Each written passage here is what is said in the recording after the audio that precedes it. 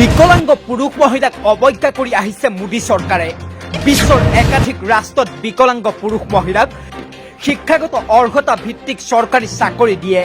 লিখা পঢ়া নজনা বিকলাঙ্গ ৰাইজক তৃতীয় চতুৰ্থ বৰ্গ শ্ৰেণীৰ কৰ্মীৰ মাননি দিয়ে। কিন্তু কেন্দ্ৰীয় চৰকাৰে আমাৰ বিকলাঙ্গ পুৰুষ মহিলাক সকলো প্ৰকাৰৰ সা সুবিধাৰ পৰা বঞ্চিত কৰি আহিছে। আমাক চাকৰি দিব পৰা নাই চৰকাৰে।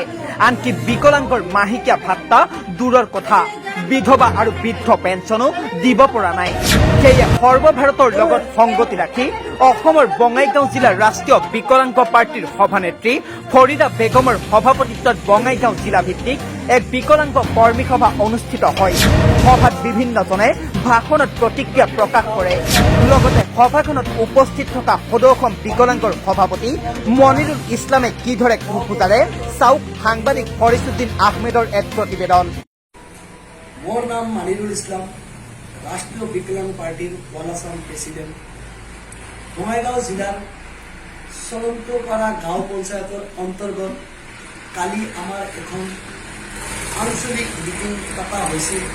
এই আঞ্চলিক মিটিঙৰ মাজত দুখীয়া দৰিদ্ৰ বিধৱা হেণ্ডিকেপ বহুত মানুহে আহি আমাৰ তাত দুখ প্ৰকাশ কৰিলে। লকডাউনৰ সময়ত সিহঁতক খাবলগীয়া ৰেচন দিয়া নাই।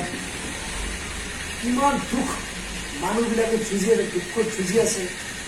70 বছৰ 80 বছৰৰ বৃদ্ধ বিধৱা মানুহে কালি আমাৰ লগত জড়িত হৈ সিহঁতৰ মাজত যি দুখ আমাক প্ৰকাশ কৰিলে। অসম চৰকাৰে কি কৰি আছে?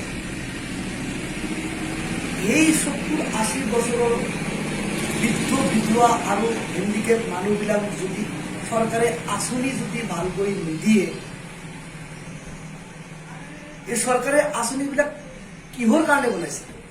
এই চৰকাৰী আঁচনিবিলাক যাৰ ঘৰত খাবলগীয়া ৰুটি আছে, যাৰ ঘৰত চলিবলগীয়া ব্যৱস্থা আছে, সেই মানুহবিলাকে চৰকাৰে আঁচনিবিলাক পাই আছে। এই দুখীয়া দৰিদ্ৰ মানুহবিলাক যদি অসম চৰকাৰে যদি কোনো বিধি ব্যৱস্থা নলয়, আগামী দিনত আমি এখন গণতান্ত্ৰিকভাৱে আন্দোলন কৰিবলৈ বাধ্য হম। বিজেপি চৰকাৰ আপুনি কি কৰি আছে অসমখনত? আপোনাক এই লাজ পাবলগীয়া কথা। এই 70-80 বছৰৰ 90 বছৰৰ এই দুখীয়া মানুহবিলাক গভৰ্ণমেণ্ট আঁচনিৰ পৰা আপুনি নিমুক্তি কৰি আছে। গতিকে আমি বিজেপি চৰকাৰক, অসম চৰকাৰক আমি অনুৰোধ জনাই আছো, এই মানুহবিলাকৰ সিহঁতৰ প্ৰাপ্য অধিকাৰ আৰু আঁচনিবিলাক আপুনি দিব লাগে।